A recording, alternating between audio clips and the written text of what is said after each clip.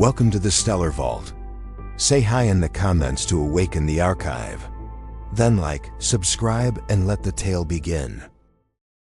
By the time the shuttle doors hissed open, 3 of the participants had already decided Vex Hadron wouldn't last the first cycle. He stepped down alone, his matte gray jumpsuit unzipped at the collar, the kind worn by station techs or low-tier transit contractors. Nothing that suggested soldier or tactician. The boots were quiet and worn, not regulation, and the way his gaze moved just slightly ahead of his footsteps gave the subtle impression that Hadron wasn't walking into a room, but measuring it. The arrival platform of Station EOS 7 extended in a semicircle, bathed in violet gold lighting that made every edge too clean, too precise. The atmosphere was breathable, the gravity firm, and yet there was something wrong. Not dead, not abandoned, but sterile. Clinical in a way that spoke less of diplomacy and more of experimentation. It didn't look like a station that had been deserted.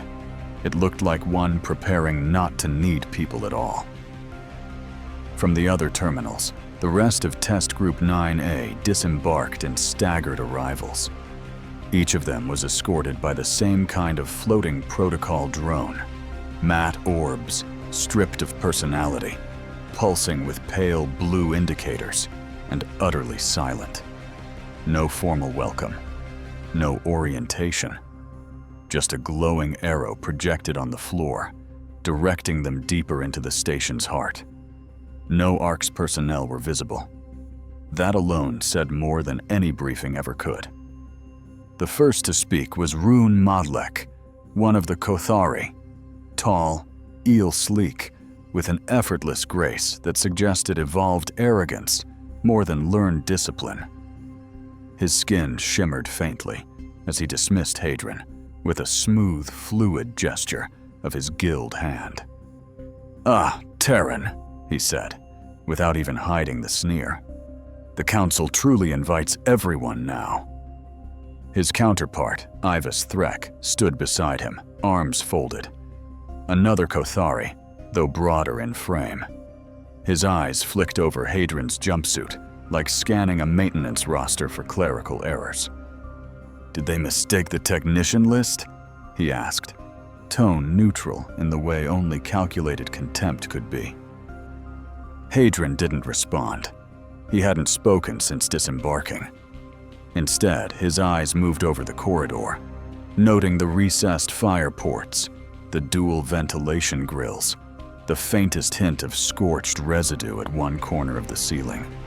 Small tells, ones the others hadn't bothered to see. Cheek Tran, the Hrelk cognitive analyst, had already classified him in silence. Hadron's quietness, lack of ornamentation, and default expression of detached attentiveness led him to tag the human a non-variable, a non-threat, statistically irrelevant. He made a faint clicking noise as he logged the assessment. Trenyakok, another of the Hrelk, hovered just behind Hran, mimicking his wing angles, staying within the cognitive analyst's shadow like a younger sibling hiding from scrutiny. Noxt, the third Hrelk, said nothing, but his compound eyes lingered on Hadron just a few moments longer than they did on anyone else. Then came Varat Lor, the Utrin. His body gleamed with visible tech, ocular implants tracking live metrics, constantly adjusting focus and light levels. He regarded Hadron like an entry in a data log. "Baseline human muscle structure detected," he observed flatly. "Impressive for a species still using wheeled transport." The final arrival was Brock Tem, a Dravari, towering, broad, and built like a walking weapons platform. His armored plates flexed as he moved, and his mouth split into a broad, chrome-lined grin the instant he saw Hadron. "Meat wire," he rumbled with a chuckle. "This'll be over fast." Hadron didn't meet his eyes. He'd already moved on. Not physically, but in the way a man finishes reading a page before it's torn out. His attention had dropped to the floor. There was a scratch. Long, deliberate, not from normal traffic. Something had been dragged through here, and not gently. He noted the depth, the direction. A whisper of movement, long since past. They were being watched. They had been since before the shuttles touched down. The group was herded into a circular briefing chamber, bare of furniture or ornament.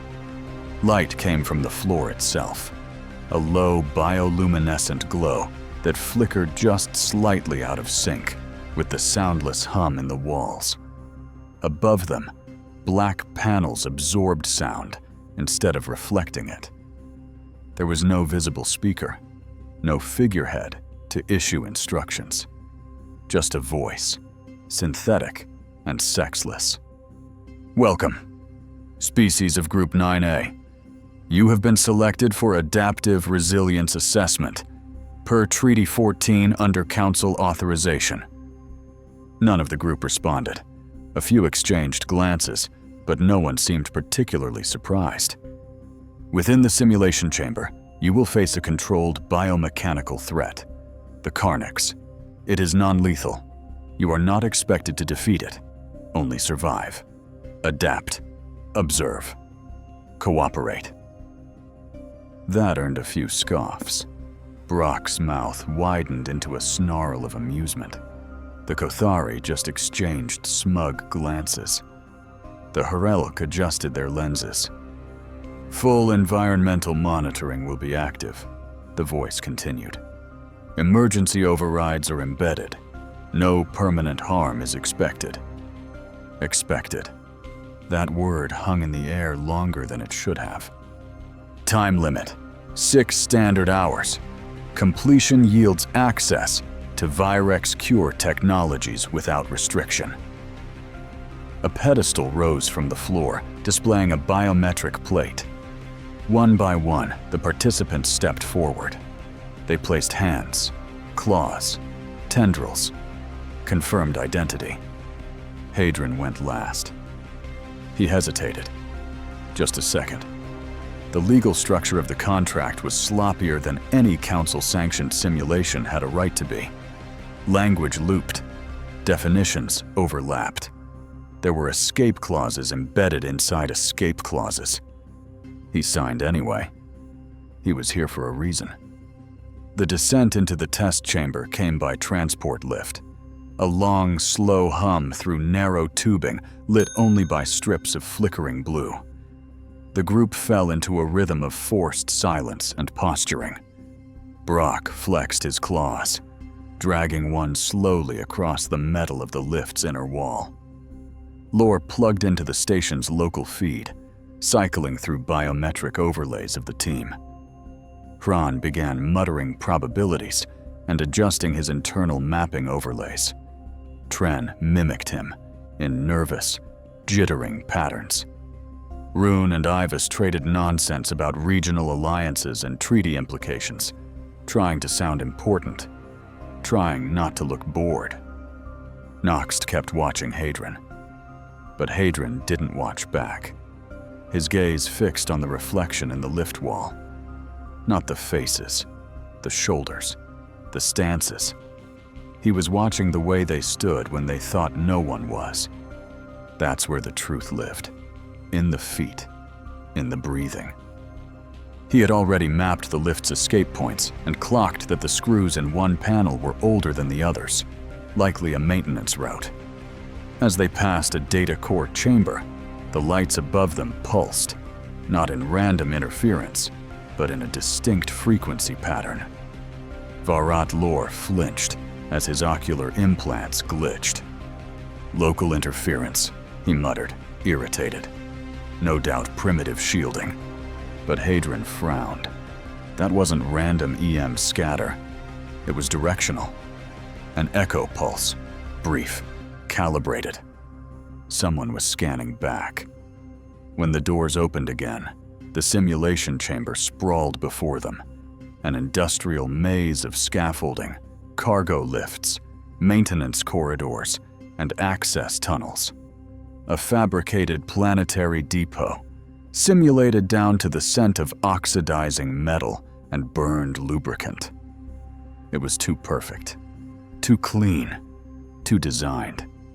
There were hiding spots, vision breaks, fallback lines, all of it manufactured like an obstacle course for prey.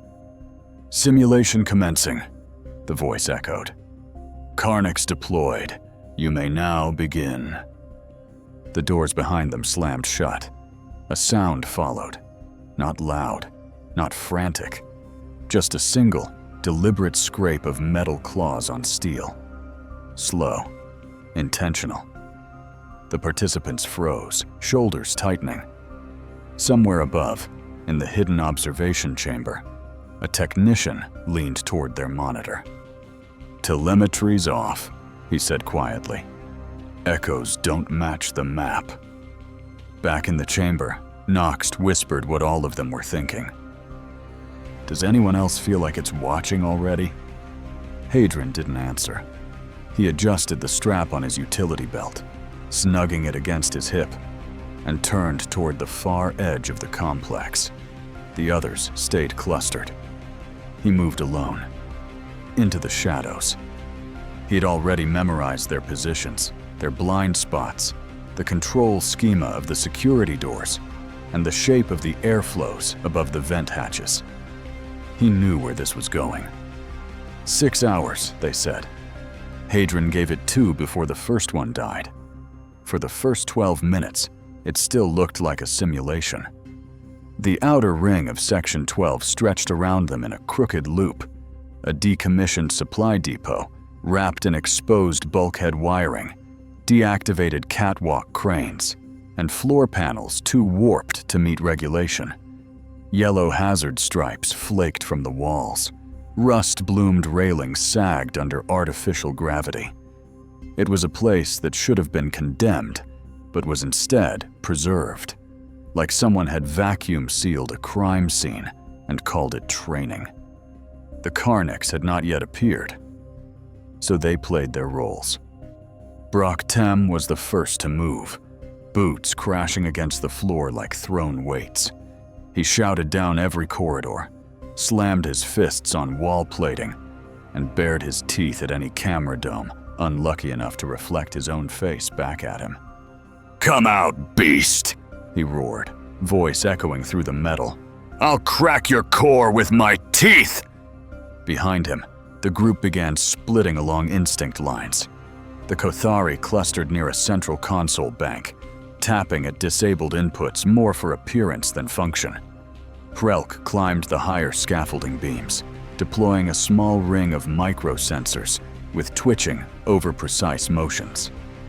Varat Lor found a rusted maintenance port and jacked into the network feed, his implants glowing faint blue as he accessed telemetry.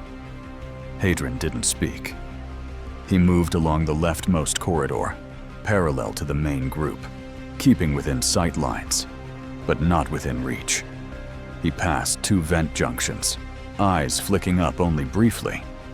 His steps were nearly silent. The scanner strapped to his wrist pulsed once every few seconds, green and useless. He knew the pattern. Simulated or not, no apex predator charges early. It watches. It waits. It studies. Like he did. The glitches started at minute 15. Sensor relays blinked, then rebooted. Static overtook 2 wall cams, then resolved again, except their timestamps no longer synced with the others. One of the ceiling lights above Trenyakok flickered violently before dying, leaving a patch of the upper deck in complete darkness. Lor, half distracted by the console feed, muttered, "Unexpected EM feedback. This station's shielding is a joke." His eyes twitched left and right, a flicker of minor alarm, immediately buried. "I'm seeing stack delay on packet relays," he added. "Telemetry's bouncing." Up on the rails, Rune Malek scoffed. "A predator who prefers to wait in the dark?" His gills rippled in a way that suggested polite laughter. Charming. Does it wear a cloak and whisper lullabies too? No one answered him. Hadron crouched low near a cluster of old filtration valves. His hand traced the edges of a blown relay node, freshly blackened. Not aged decay. Recent. Controlled. Not just an attack. Sabotage. He looked up toward the ceiling vents and didn't move. The Karnak struck at minute 19. There was no buildup, no warning. One moment Brock Tem was flexing his claws mid-sentence, rip its spine through its eye line. And the next, a blur dropped from the ventilation shaft above. It didn't roar. It didn't announce itself. It simply landed. And killed. The Karnax was a metal flesh horror of segmented limbs, glistening with biomech sheen. Its forelimbs snapped into Brock's shoulder plate with a sound like hydraulic shears. One claw pierced clean through the alloy. The second raked across his chest, punching through his core organ sac. Brock's eyes didn't even have time to widen. His weight hit the floor with a crash, one arm still twitching. The Karnax didn't pause. It retracted its limbs with surgical calm, then leapt back into the shaft above with a metallic hiss, gone before anyone could process what had happened. Silence. For the first time since the test began, no one moved, not even Hadron. Varat Lor was the first to act, fingers darting to his wrist console, stabbing at the override commands. No response. The blinking glyphs froze, then flashed red. No link. Override's dead, he snapped. We're cut off from Central. I can't ping the AI route or the supervisor net. Eva's Threk staggered backward, mouth moving without coordination. This isn't. It's not part of the test. It can't be. It was supposed to. He stopped, like the words themselves were failing to load. Above them, Tren Yakok started clicking. Fast and uncontrolled. An involuntary panic reflex. His winglets flared. His claws scraped at the beam beneath him. Below, the half-corpse of Brock Tem lay twitching in short bursts of post-mortem nerve activity. Hadron was crouched behind a coolant pump, hidden in the shadows, but close enough to see everything. His voice cut low, without panic. This isn't a test anymore. Attempts to organize broke down quickly. Lord jacked back into the port, cycling commands faster now, fingers flitting across his implant overlays, forcing emergency routines. Nothing took. The AI was unreachable. Internal comms weren't just blocked. They were empty, like they'd been scrubbed or never installed. Chikt Hran tried to regroup the others toward the upper mezzanine, calculating that elevation might allow better sensor spread. Noxt hesitated at the junction, 1 step away from running, 2 steps from freezing. Rune Malek shook his head, gills flat, disbelief saturating every syllable. You're all panicking over a glitch. The Karnax was programmed for psychological pressure, not actual. He stopped when he caught a glimpse of Brock's spine, half protruding from his armor. Hadron didn't join the argument. He was already walking the perimeter. Not rushed, just focused. Every panel, every duct, every silent zone was logged. He marked 3 high ground positions with clean line of sight. 2 blind corners with sound bleed, and 1 waterline conduit that hummed louder than it should have, enough to mask movement. It wasn't about escaping. It was about reshaping the battlefield. The Karnax didn't strike again. Not yet. It had fed. Now it vanished, slipping into the walls and ducts, moving without trace. The silence that followed was deeper than panic. It was the silence of recalculation. The Hrelk muttered predictions, But none of them had accounted for an actual casualty. Every model assumed simulation-safe parameters. Every probability curve shattered. Even Lore's implants began blinking diagnostics.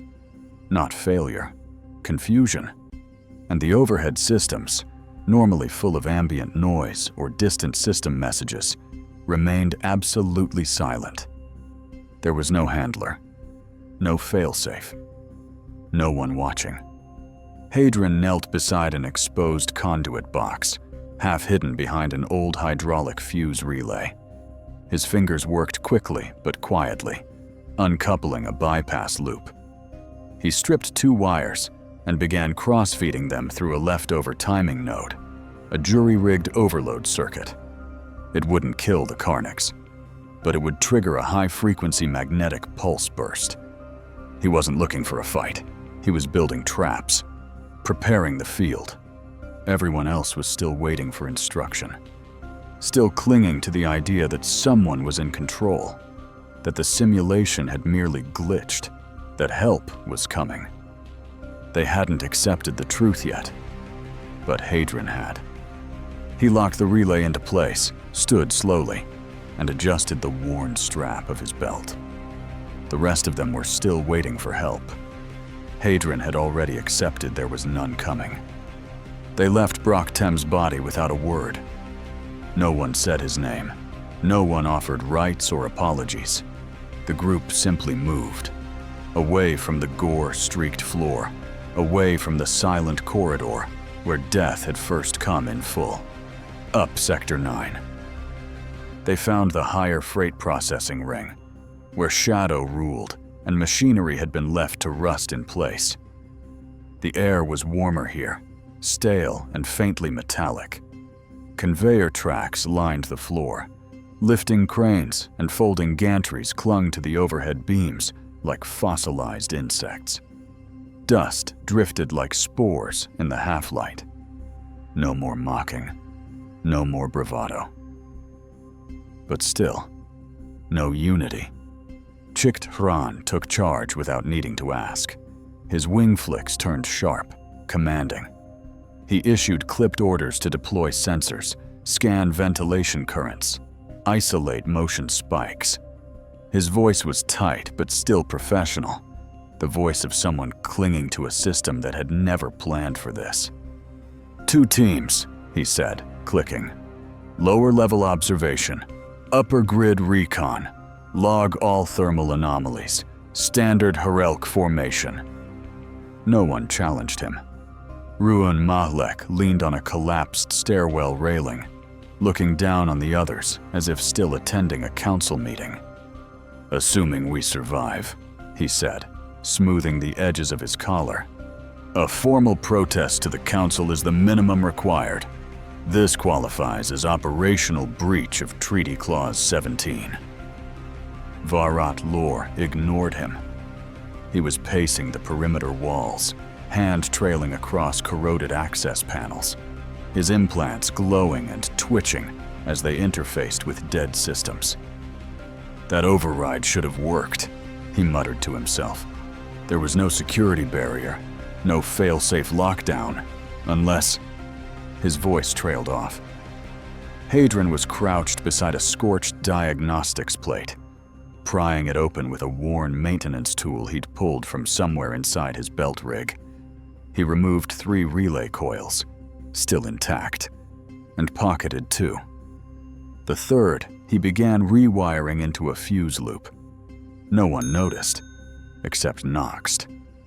Tension rippled. Evas Threk pointed a narrow, accusing finger at Lore. You connected foreign hardware, direct system jack. Did you test your firmware? Did you even sanitize your telemetry handshake? Lore turned, implants flaring defensively. My gear is council standard. Yours is ceremonial. Sit down. Tren Yakok clicked erratically behind Hran, his limbs jerking in a panicked rhythm, his speech drifting into layered tonal loops. A stress pattern. Not madness, but the edge of it. The group was fracturing, not loudly, just at the edges. Noxt stood near Hadron now, voice low. "You don't seem surprised." Hadron didn't look up. "Systems fail," he said. "Sooner or later. Always." It wasn't bravado. It was observation. Cold. Clinical. Noxt didn't reply, but stepped back, just slightly. Not in fear. In caution. Like realizing the man beside him wasn't playing the same game. Lore found the diagnostics wall hidden behind a collapsed cargo ramp. The metal still hummed faintly, a sign the line was live. His ocular systems blinked rapidly as he searched for an insertion point. He found it buried behind 2 fusion links. "Root AI," he murmured. "There you are." He jacked in manually, cybernetic cable snaking from his forearm into the port. For a brief second, the panel flared to life. Clean glyphs, rotating data, a UI that should not have been accessible from here. The Carnix was listed on the active tracker. Status: adaptive mode engaged. Behavior: variance logged. 5. Response analysis: active. Lore's eyes widened. "It's learning," he whispered. "It's adjusting. Behavior tracking is recursive. It's building models off our decisions." He began tapping commands, trying to break the loop, send a failsafe, spike the feed, anything. The ceiling above him cracked. He looked up. Too late. A tendril shot down like a harpoon, piercing the base of his skull, sliding through his spinal port and locking into his cybernetic spine. The scream was short. Then came the surge, a feedback cascade. His implants lit up, then exploded. The console went with it. A brief, violent flash. Shrapnel punched into the wall. A burned smear where Lore had been.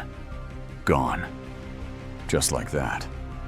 Panic hit harder this time. Tren fell to his knees, muttering coordinates. But they weren't local, weren't real. Herelk flight reflexes scrambled his speech into incomprehensible data. Ruun turned away from the blast, voice cold. "He brought it on us. His tech wasn't compliant. He brought this here." They just noticed that Ivas Threk was gone. No one saw him slip out. No one heard him leave. But he wasn't there anymore. Noxt spun on Hran. "Your models! Did they predict this?" he shouted, gesturing to the blackened crater and smoke. Hran stared at the flames. Said nothing. Because there was nothing he could say. Hadron had already moved. He'd found an old control node tucked into the shadow of a service girder, off the main grid, pre-council wiring. His hands moved fast, stripping low-voltage channels, isolating residual capacitance, rerouting the conduit through a backup coupling. He didn't need AI. He needed light. A flicker, then another. He triggered a stuttering loop of illumination down a nearby corridor, blinking pulses, irregular, enough to confuse motion tracking, or bait it, or measure it. The others watched him now. They didn't approach, didn't ask. But they saw.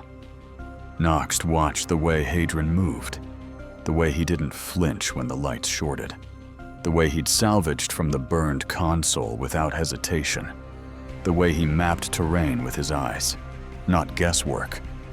Hadron had stopped treating the Carnix like a monster or a malfunction. He treated it like a system. A predator was a program, he'd once told someone. One that could be observed, cataloged, and broken if you didn't get emotional. None of them asked what he was building. None offered to help. But for the first time, none of them laughed. By the time the others regrouped, tighter now and much smaller, Hadron was crouched near a bolted steel plate, scraping carbon from a fuse shunt with a repurposed rail shard. He looped the scavenged coils from earlier through the conduit, one to the frame, one to a trip line made of braided mesh stripped from Lore's burnt cable. Crude, effective, lethal enough to sting. He didn't look up, didn't blink, just said, flatly, "We stop thinking like test subjects, or we start dying faster." Sector 7 was a maze of metal lungs. The walls hissed with pressurized coolant. Ceiling ducts pulsed. Subfloor grates vented hot air in timed bursts, coughing up vapor clouds that rolled across the walkways like fog on a poisoned sea. The light here wasn't absent. It was worse than that. It existed only in flickers, bursts of amber and red from decaying wall units, shadows bending wildly with each pulse. Sound bounced off every surface. Footsteps echoed into echoes. Breathing came back wrong. It was perfect. For a predator. The survivors had splintered. Ivas Threk had returned, silent and pale. No one asked where he'd gone. He kept to the edges now. Close, but never first. Like someone hoping silence might make him invisible. Hadron moved alone now. Quiet, methodical, fully detached from the old idea of group survival. He was repurposing pieces of broken systems like a combat engineer on borrowed time. 2 traps were already active. One, a sonic lure wired to a pressurized vent, designed to hum when air pressure shifted. The other, an electrostatic trip discharge buried beneath a buckled floor plate, lethal to anything stepping blind. He didn't warn the others. If they triggered it, they weren't worth saving. Elsewhere in the sector, the Hrelk clustered along the high gantries, a flickering perch above the heat exchangers. Chikt Hran was convinced this was still a logic puzzle. "This sector's layout supports looped traversal," he said aloud to Tren and Noxt, his mandibles flicking as he accessed a cached station map. "It'll follow perimeter sweeps, like before. That's when we monitor. That's when we strike." He chose his spot with care, a corridor bottleneck flanked by dual coolant towers. It was the right place, if the Karniks moved in patterns, but it didn't anymore. While Hran aimed every sensor forward, every thought outward, the Karniks dropped silently behind him from a vent he'd flagged as inactive. One movement, one strike. A surgical limb stabbed through his thorax from behind, just beneath his breathing plates. No scream, just a clatter, as his limp body hit the metal floor. Trenyakok broke. His mandibles clicked erratically, his eyes unfocused as he began reciting system diagnostics from memory. Numbers, ranges, even irrelevant coordinates. His limbs twitched without order. Then he wandered off into the dark, still muttering formulas. He didn't look back. No one followed, not even Noxt. He just watched him go. Noxt was still up on the gantries, still silent, but now his attention shifted downward. To Hadron. The human had rerouted power from a shattered auxiliary panel and was wiring something new. A pulse emitter, built from infrared nodes scrounged from old safety rails. Every few seconds, it flicked a low-level thermal burst down a tunnel. Crude sonar. A hunter's trick. Noxt didn't speak, didn't interrupt. He just watched. And for the first time, he didn't dismiss Hadron. The Kothari, meanwhile, huddled in ritual denial. Ruon Malek stood by a cracked ventilation column, arms crossed, trying to preserve the illusion of superiority. "This is still regulated space," he said, voice measured. "EOS 7 falls under ARC's operational law. The test may have failed, but we are still under Council protection. That thing will not harm an emissary of... A low growl echoed through the vent behind him. Not close, but close enough. Ivas Threk turned sharply, eyeing the grates. He didn't argue, but he didn't sit either. "I think we need to move," he said, quieter now. Ruan didn't respond. Hadron dropped into a lower sub-hall, landing silently on the rusted edge of an access rail. He paused. The pulse beacons were responding. The temperature shifted slightly in a pattern that didn't match airflow. Movement. Tracking. He rerouted power through a microgrid below the floor, cross-wiring an old supply charger into a fail-open breaker box. Then he looped back through a narrow maintenance shaft, creating a false trail, a corridor lined with heat traces and faint sound lures. A trap with a double back. He didn't say it out loud to anyone else, but under his breath, barely audible over the hiss of coolant lines, he muttered, "You want to adapt? Fine, let's see how fast you learn pain." Far above, Noxt crouched in silence, watching him. He still hadn't spoken, but he hadn't left either. He decided to not move like prey anymore. Elsewhere, buried in a crawl space vent, the Carnix lay motionless, limbs folded tight against its segmented body, its outer shell flexed gently, antennae twitching in sync with some unheard rhythm. Its claws tapped once, then twice, then a third time, a precise pattern. Not hunting, learning, copying. This test was no longer about who survived. It was about who evolved first. Sector 5 smelled like rusted promises.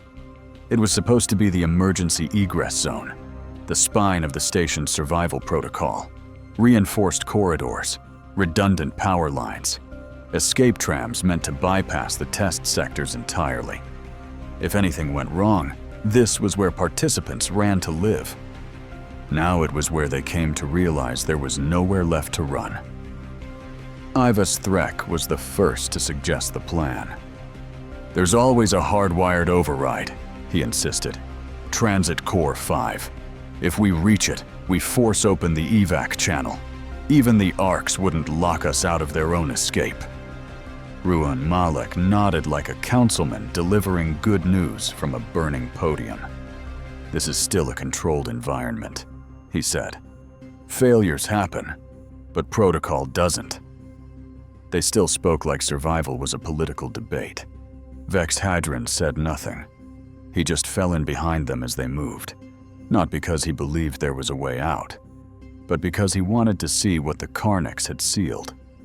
Noxt followed last, always quiet, always watching. Tren Yakok shuffled somewhere in the middle, clicking in half sentences and twitching at shadows. They arrived at Transit Core 5, which looked intact from a distance. The long corridor flared outward into a domed command hub, rails arcing toward launch tunnels embedded in the wall. The tram cradle sat idle, untouched. The control plinth blinked faintly. Then they got closer and saw the damage. Cables melted, circuits fused. Control ports slagged like someone had run a plasma torch through the spine of the system. It wasn't time, it wasn't decay, it was sabotage. Deliberate. Surgical. Rune blinked at the wreckage. "A simulated barrier," he said. "Obstacle escalation. They're testing emotional resilience." Hadron stepped past him, crouched, and peeled back the scorched panel under the main control node. Wires had been selectively destroyed. Not torn, not random. Targeted power lines and bypass relays. The backup flow systems had been looped into dead circuits, burning themselves out. "No AI disables its own evac path," Hadron said flatly. This wasn't part of the script. He didn't say what he was thinking, but in his mind, the conclusion was simple. This was a hunting blind. The tram wasn't their exit. It was bait. Trenyakok couldn't process it. He twitched. His chittering rose into panicked static. His winglets spasmed, and his limbs lost all coordination. He bolted. Before anyone could stop him, he scrambled up a scaffold, then lunged into an access duct, whispering fragments of code and error loops to himself as he vanished into the steam-veiled dark. No one followed. Ruan rolled his eyes. Let him burn it off. They always reboot themselves. Hadrian didn't look up. That's not how this ends. The scream came 2 minutes later. Sharp, short, final. Then, silence. Hadrian closed the panel and stood. It wanted someone to go in there, Hadrian said quietly, and made sure we all saw it. They turned to leave. As they crossed back through the hub, the air changed. Cold vapor blasted from a row of ceiling vents, blinding them in seconds. The floor disappeared under a blanket of fog. Ahead, the corridor lights began to flash, not randomly, but in patterned pulses. Evenly spaced, guiding. Herding, Hadrian said. It's trying to push us. Ivas paused. So did Noxt. But Ruun Mahlek stood firm. No machine will intimidate me into crawling like a rodent, he snapped. Then turned and walked into the left-hand tunnel. Away from the lights, away from the others. No one stopped him. Ivas Threk didn't move for several seconds. His fingers curled and uncurled. This wasn't supposed to happen, he whispered. You were supposed to die first. Not Lore, not Brock. Hadrian didn't answer.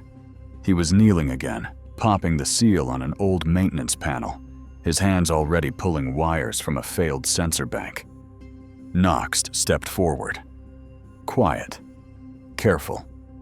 He held out a rusted multi-tool. Didn't say a word. Hadrian accepted. That was all it took. Far behind them, Ruun Mahlek wandered alone through a corridor darkened by design. His voice echoed between vents as he called out into the dead air. This is a diplomatic breach. I am an emissary of the Council. I demand protection. The corridor offered only silence. Then, scraping. Soft. Purposeful. He turned toward the sound, eyes wide now, hands raised not in defense, but command. I am a protected delegate of... The shadow dropped behind him. The Carnix didn't kill him immediately. It watched, measured, and waited. Back near the ruined tram core, Hadrian connected the last feed node, stripping 2 live wires from a light grid and shunting the voltage into a jury-rigged capacitor. He taped it to the inner rim of a corner panel, securing it with stripped insulation. An EM pulse trap. Crude, but functional. It wouldn't destroy the Carnix, but it would slow it. Blind it, maybe. For seconds. That might be enough. The Predator had the station. Hadrian would take it back one fuse at a time. Sector 4 was dead heat. No coolant lines ran here anymore. The walls glowed faintly from old radiation stains. Fusion junctions hummed just beneath the surface panels, and the floor vibrated with distant pulses of energy. This sector had been sealed off before the test even began. Too unstable, too volatile. Vex Hadrian had claimed it anyway, not because it was safe, because it was dangerous enough to matter. For the last 2 hours, Hadrian had been assembling something in the heat core's shadow. He scavenged from relays, broke open wall panels, rerouted bypass flows, and rewired pressure valves by hand. Quietly, relentlessly. Now the trap was almost ready. He stood with Noxt near the service crawl space, bent over the final plasma valve conduit.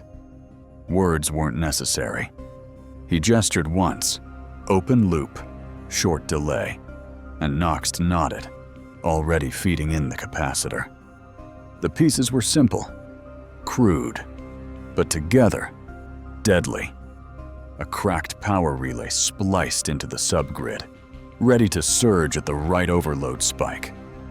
2 plasma vents redirected with manual triggers, and a magnetic choke coil salvaged from a transit stabilizer, positioned to scramble the Carnix's lattice core armor. They were no longer reacting, they were preparing. "It's built to outthink prey," Hadron said, voice low. "We're not prey anymore." Elsewhere, Ruan Malek wandered Sector 6, alone, still preaching diplomacy into the static haze. His voice echoed off broken walls and powered-down displays. "The Arcs will be reviewing this," he muttered to himself. "You violated every section of interspecies conduct." The Carnix had watched him in the dark, silent, still, studying, but never struck. Ruan had never even seen it. Hadron knew better than to try to reason with him. Ruan Malek didn't need to be convinced. He needed to be used. The Carnix had followed Ruan once, and if it followed again, Hadron rerouted a proximity ping, an old diagnostic beacon near Ruan's location. Then he flicked on a string of emergency guidance lights. Not too bright, just enough. Ruan looked up. For the first time, the station seemed to respond to him. "Finally," he breathed. "Authority." And he followed, straight into the trap corridor. The Carnix came from above. Fast, smooth, intentional. It didn't attack immediately. It followed, mirroring Ruan's movements from the high beams. Stalking. Waiting. Hadron and Noxt were already in place, crouched behind the control stack, 1 meter from the choke point. Hadron nodded once. Noxt flipped the choke coil. The corridor erupted with noise, magnetic pressure slamming through the air like a bass note in stone. Lights flashed.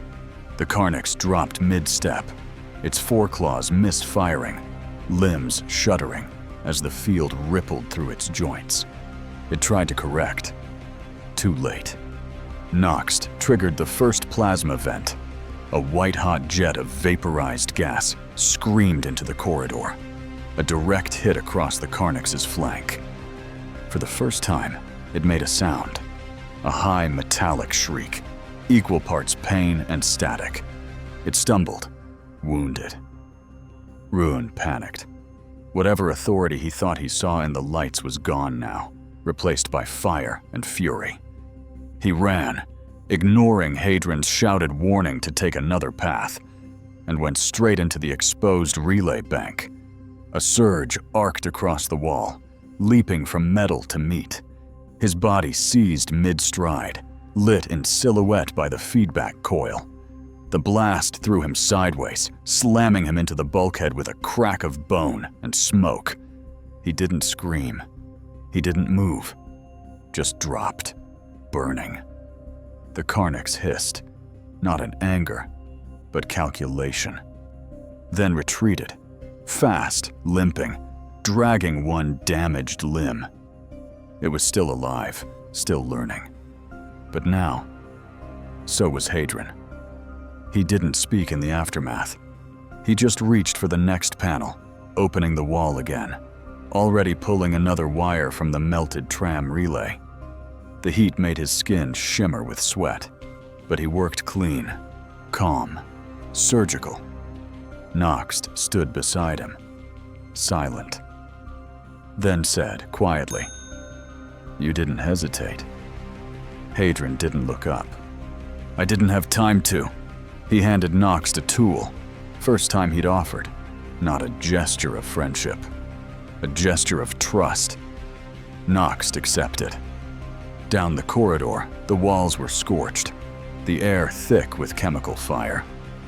And on the floor, half hidden in the flickering shadows, lay something the Carnix had never left behind before.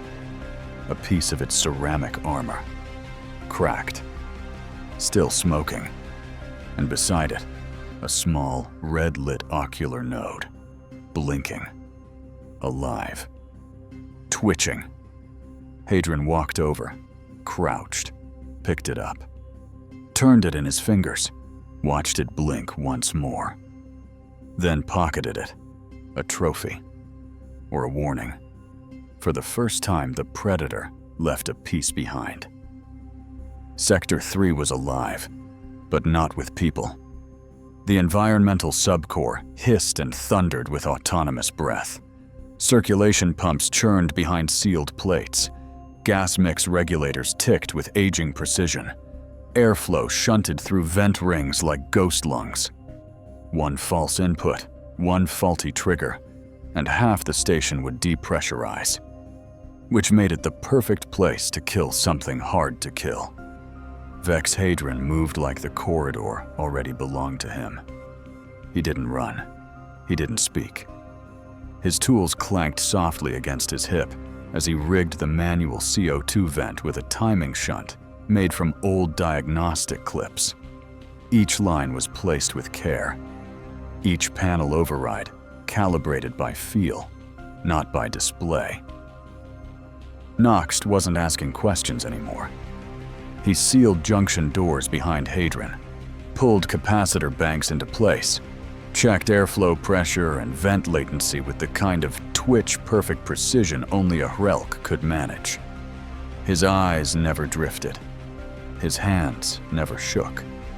They moved like two limbs of the same organism. The trap was simple: a converging corridor, one way in, one way out. Manual vent triggers were set to blast hot gas and obscure line of sight. A capacitor loop was wired into the wall grid to discharge on command. An airshift surge would confuse both sound and motion tracking, and a single rupture line was primed to trigger a thermal breach with the push of a button. It wouldn't guarantee a kill, but it would force a fight on their terms. Then came the sound of footsteps, staggered, uneven. Ivas Threk emerged from the shadows like a man waking from a dream he hadn't earned. His posture was wrecked, his jacket torn. Sweat streaked his face, but the old Kothari tone was still there. "I was scouting," he said quickly, eyes darting, "tracking its movement. You're lucky I kept it off you." He was lying. Even he knew it. He looked at Noxt, then back at Hadrian. "You've got him playing soldier now?" he sneered. "Weaponizing the test zone. This wasn't made to be yours, Terran." Hadrian didn't flinch. "There's no help coming," he said. "Only that thing." "You're wrong," Threk snapped. "We're still under oversight. There are protocols. I just need to reach an uplink." He gestured toward a partially powered node behind the vent pipe junction. Noxt tensed. Hadrian didn't stop him. Threk stormed off, muttering commands under his breath, still trying to reassert control over a world that had moved on. He reached the uplink terminal, tapped the interface, and never saw the vent above him slide open. The Carnix didn't drop fast this time. It unfolded. Claws clicked silently onto the bulkhead. Its damaged flank twitched with hydraulic stutter. A low vibration buzzed through the metal. When Threk turned, it was already hanging there, watching. Not a machine anymore. Something else. Threk froze, and for a moment he understood. All the signs he'd ignored had never been noise. They'd been warnings. The Carnix leapt. It didn't crush him cleanly. It pinned him, drove its limb through his chest in slow, deliberate pressure, studying the reaction, watching the breath leave his body. It didn't kill to feed. It killed to teach. The scream echoed down the corridor. Hadrian didn't move. Noxt didn't either. Hadrian just said he had time to listen. He didn't. Later, Hadrian stood in front of the last relay panel. He double-checked the choke point's charge, verified the surge loop, read the airflow monitor. The Carnix wasn't rushing this. It lingered, watching the same grid node Hadron had tapped into. Thinking. It had never needed to hide before. Now it did. Noxt returned from the opposite junction, holding a cracked motion beacon. He handed it over without hesitation. "You taught me how to survive," he said. "Now let's end it." Hadron took the beacon, met Noxt's eyes, and didn't correct him. For the first time, Hadron wasn't alone. He wasn't just surviving. He was leading, even if his army was only one Herelk deep. The corridor was silent, hot, waiting. The walls ticked with residual current. Light strips buzzed under unstable load. Somewhere in the distance, metal groaned. The Carnix was near. Hadron crouched beside the bait relay, fingers on the manual trigger. Above, Noxt gripped the rupture cable, his eyes focused, his breath shallow. This wasn't a trap anymore. It was a final negotiation. One human and one Herelk. One machine. Only one side would see the lights come back on. The power nexus of Station EO7 hadn't been used in a decade. It pulsed now, only with decay. Low hums, erratic voltage ticks, and the occasional growl of current snaking through cracked insulation. Dead terminals blinked like fading stars. The air hung hot and wet, copper sharp with the taste of scorched coolant. This was where it would end. Not because the Carnix chose it, because Vex Hadron led it here. He moved through the sector without noise, not silence, control. Each footstep landed on chosen metal, each door sealed behind him with a manual lock override. Noxt had entered from the opposite flank minutes earlier, carrying the last sonic decoy. They didn't need to talk anymore. Their roles were already decided. Hadron climbed the wall scaffold, overlooking the distribution floor.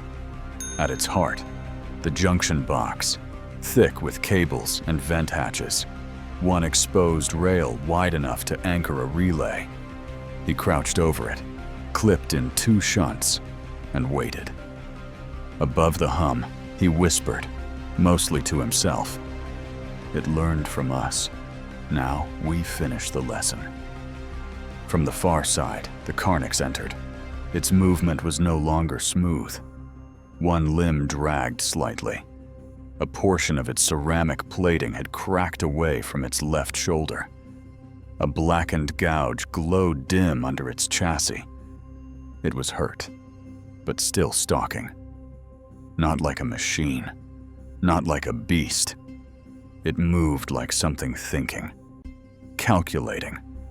It paused just inside the threshold. Its remaining eye node swept the chamber. It scanned corners, ceilings, junction stacks. Then, it saw the sonic beacon, Noxt's lure, ticking quietly behind a coolant pipe. The Carnix tilted its head once, then advanced. Hadron waited, watched. Its center of gravity shifted forward, posture narrowing. Close enough now. He drove the relay key home.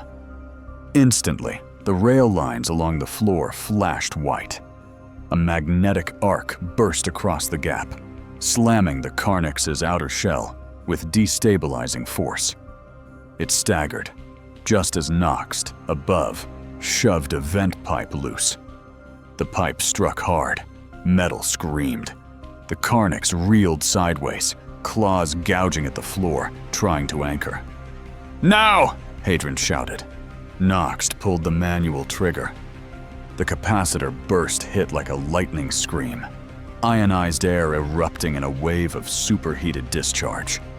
The energy crackled through the chamber and into the creature's body. Its torso lit from inside, circuitry glowing and bursting under the skin. The Carnix shuddered. Once. Then its limbs seized. Its body went rigid. The ceramic armor cracked, flaked, then collapsed inward, as if imploding on its own rage. Then, nothing. Just a hiss of steam and the slow release of ruined hydraulics. Hadrian didn't move. He watched the wreck cool. Knox dropped down beside him, landing clean, knees bent. He didn't speak. He didn't have to. He just nodded once, eyes locked on the still smoking remains. Victory in silence. Somewhere in the walls, power realigned. Lights flickered to full. The terminal columns relit one by one. A synthetic voice crackled to life overhead. Simulation terminated. External oversight reinstated. Emergency protocols active. Doors hissed open. Comm links reconnected. They were no longer alone. It took hours for the Ark's extraction teams to reach them. Both were intact.